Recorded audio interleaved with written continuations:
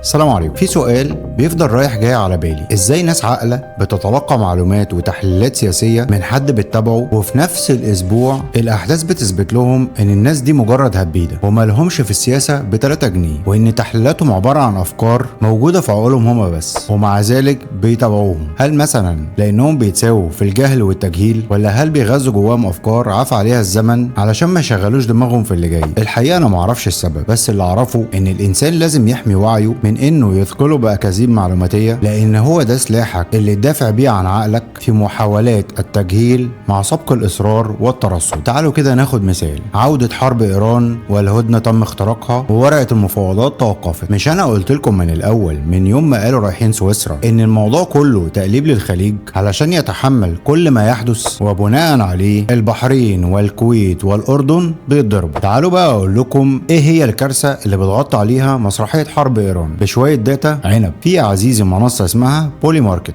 دي منصة رقمية غطائها القانوني في منهاتن بنيويورك، وتم إنشائها سنة 2020. لكن الحسابات اللي بتتداول عليها من شركات موجودة فين؟ مكسيكو سيتي في المكسيك. أيوة اللي جه في دماغكم بالظبط. صاحب المنصة ولد عمره 22 سنة اسمه شاين كوبلان، إنما المنصة دي كفر واللي بيديرها ناس تانية خالص. هل شاين كوبلان يبقى ليه صلة برون كوبلان اللي تم ذكره في وثائق جيفري إبستين؟ وكان مكتوب في الإيميل إنه بيدير محفظة أسهم خاصة بترامب، خصوصا إن المنصة نقلت مقرها في 2022 من منهاتن إلى جمهورية بنما، وعنوانها في بنما سوري، عنوان قديم لمكتب محاماة أغلق أبوابه، يعني مبنى بلا موظفين، والخوادم والسيرفرات اللي بتشتغل بيها موجودة في لندن. طب المنصة دي بتتداول على إيه بقى حاليا؟ مراهنات على حرب إيران بناء على معلومات بيتم تسريبها من البيت الأبيض، وبعدها بساعة يطلع التصريح تقوم تبدأ المراهنات، زي توقع هبوط النفط مثلا فيجي فعلا ينزل، وفي خلال الساعة دي المضاربين يحققوا أرباح من 14 ل 25% في الساعة الواحدة، مكاسب خيالية وكلها من حسابات مشفرة بتدار من نفس المكان. وده جاوب لمتابعين ثروة ترامب على سؤال مهم: هي ازاي ثروته قفزت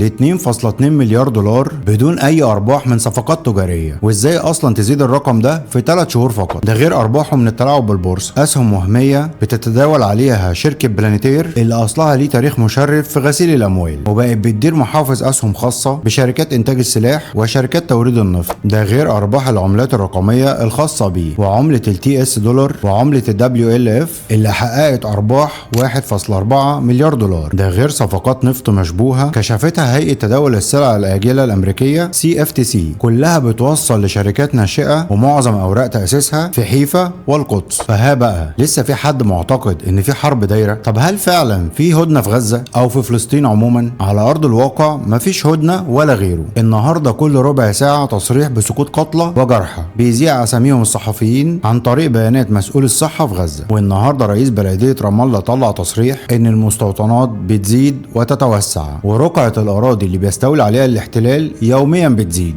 والأراضي الزراعية ومزارع الزيتون أصبحت معظمها تحت سيطرة المستوطنين، بالإضافة لعنفهم اللي زاد تحت حماية شرطة الاحتلال. يبقى هل نقدر نقول إن أجندة الاستيلاء على باقي أرض فلسطين توقفت؟ لا طبعا، دي ماشية على قدم وساق. في البداية التقسيم الأول للسودان، المتمردين والانفصاليين كانوا بيتدربوا في أوغندا على يد ضباط إسرائيليين، وإسرائيل اللي مولت الانفصال وخططت له، وهي أول دولة اعترفت بجنوب السودان واستضافتهم في 2011 احتفالا بالانفصال. أهو ياسر العطا رئيس أركان الجيش السوداني بنفسه من يوم 29 لحد امبارح وقت تسجيل الحلقة بيطلع تصريحات بيتهم فيها إسرائيل اتهام مباشر بالوقوف خلف تقسيم السودان. والتصريحات توصلنا للآتي: إسرائيل قدمت معلومات استخباراتية للدعم السريع، إسرائيل قدمت إحداثيات ومواقع عسكرية وتمركزات للجيش في معسكرات في أوغندا. صحيفة سودانية فضلت ورا شركة توريد مرتزقة، فطلع اللي بيورد لهم إنجليز واللي بيسدد الرواتب إسرائيل. ونرجع تاني لآل كابوني الرؤساء العام ترامب مساومة أوروبا على جرينلاند وأهميتها للأمن القومي الأمريكي، وإنهم لم يتفهموا ذلك ويسيبوه يدافع عن الأمن القومي لأوروبا وأمريكا لوحده، زي ما قاموا بتركه في مواجهة إيران وحيدا، برغم رغم انهم اعلنوا امبارح ان الناتو ساعدوا ب50 هجمة كاملة على ايران، والا مش هيقدر يحميهم من ارهاب ايران. وعلشان يثبت لهم انه مش بيهدد، تم تصفية الصحفيين البريطانيين على يد الارهاب الايراني، واولهم بوريا زرعتي اللي كان واخد لجوء انجليزي وبريطانيا ما عرفتش تحميه. وبالمره كده راح مهدد بيدرو سانشيز رئيس وزراء اسبانيا برسوم جمركيه عاليه، وحاول يقلب الناتو عليه كله بدعوى انه بيخالف بتقبله المهاجرين وتقنين اوضاعهم، وان ده ضد توجه اوروبا بمواجهه الهجره. وطبعا احنا عارفين ان ده بسبب موقف اسبانيا من اسرائيل. وبالمناسبه اسبانيا مش بتقنن اوضاع المهاجرين علشان هي طيبه وحنينه، لا اطلاقا، هي بتقنن اوضاع الشباب من سن 20 لسن 35 وافراد مش عائلات. وده بسبب ان المجتمع الاسباني اصبح مجتمع من كبار السن والعجائز، والشباب هاجروا زي المجتمع الايطالي بالظبط. شريحه الاطفال وكبار السن في اوروبا مكلفه جدا للحكومات، لانه في رواتب تقاعد تضمن لهم حياه جيده، رعايه صحيه، ونوادي تعليم مجاني ذات جوده عاليه. فالحكومه الاسبانيه بتستقطب شريحه الشباب علشان توفر عماله وموظفين يشيلوا المجتمع. وكده يبقى لنا الكلام عن الاغا وشويه تفاصيل خاصه في حواره مع ترامب، وده هنتكلم فيه في الحلقه الجايه ان شاء الله. اتمنى تكونوا استفدتوا من الفيديو، واللهم احفظ مصر، ودايما وابدا تحيا مصر،